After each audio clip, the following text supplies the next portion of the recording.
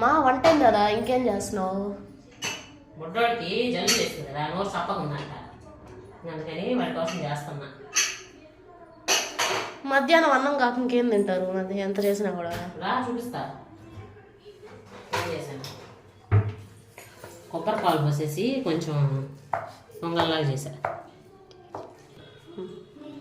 కొంచెం కొబ్బరి పాలు వేసి పెసరపప్పు కూరగాయలు వేసి కొద్దిగా ఉడక పెడితే వాడికి నోటికి రుచిగా ఉంటుంది కదా, మింగడానికి ఈజీగా ఉంటుంది. అందుకని. అదేంటి అంత గట్టిగా ఉంది, ఎట్లా తింటారు?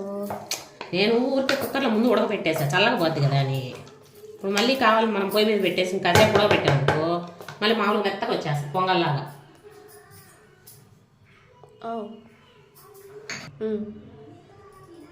కొంచెం సాంబార్ పొడేసి కానీ కొద్దిసేపు ఉడికించామనుకో మళ్ళీ అప్పటికప్పుడు వేడి వేడిగా తినడానికి రెడీగా ఉంటుంది.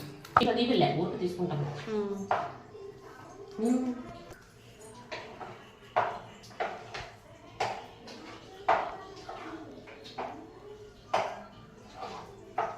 ఇంకా అప్పటికప్పుడు చేసుకుంటే వేడిగా ఉంటుంది. చేసి పెడితే చల్లగా అయిపోద్ది.